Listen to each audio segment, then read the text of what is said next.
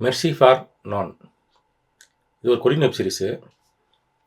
துரோகம் என்ற ரத்தத்தினால எழுதப்பட்ட ஒரு தொடர் இது.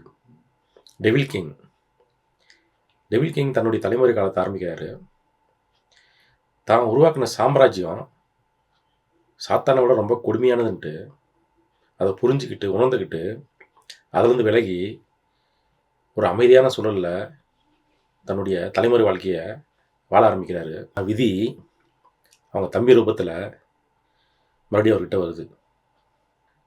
தான் பண்ண பாவத்தோடைய பிரதி பலனை அனுபவிக்கிறதுக்கு அது அவர் கூப்பிடுது. அதில் பாதாளத்தில் வாழ்கிற சாத்தான்களை தேடி டெவில் கிங் வராரு. டெவில் கிங்கை சாத்தான்களை ஒன்றுமே பண்ண முடியல.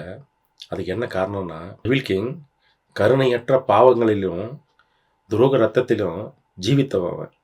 அதனால் இவங்களால் அவனை எதுவுமே பண்ண முடியல.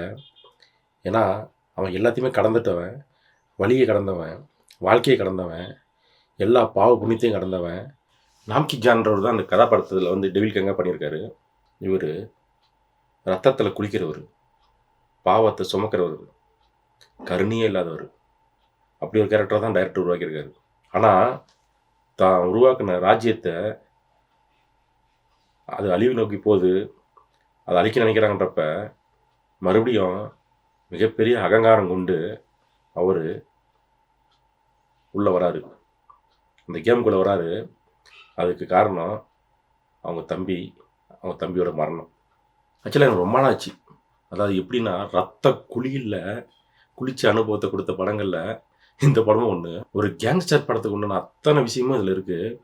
கொஞ்சம் ஓவர் டோஸ் இருந்தாலையும் அதை ரசிக்கிற வகையிலையும் நமக்கு வந்து அந்த உணர்வு ரீதியாகவும் ஒரு ரியாலிட்டிக்குள்ளேயும் அவ்வளோ அளவுக்கு வந்து அந்த கதையை வந்து கொண்டு போயிருந்தாங்க அவங்க.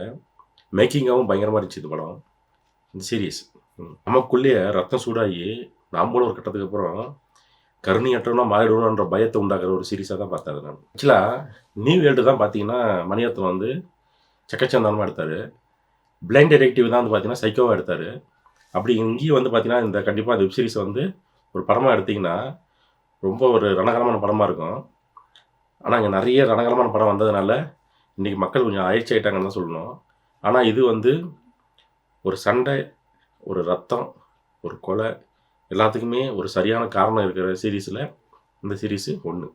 இது ஒரு 18+ தான், ஆபாசம்லாம் கிடையாது. ரத்த குழியில் இருக்கிறதுனால சொல்கிறேன். எனக்கு ஆல்ரெடி இதே மாதிரி படம் பார்த்தீங்கன்னா நியூ வேர்ல்டு, ஐ சா தி டெவில், ஓல்டு பாய், இந்த படம்லாம் வந்து பார்த்திங்கன்னா ரத்த குழியில் வந்து உச்சபட்சமாக இருக்கும். அதில் வந்து இது கொஞ்சம் அதோட உச்சம்தான்.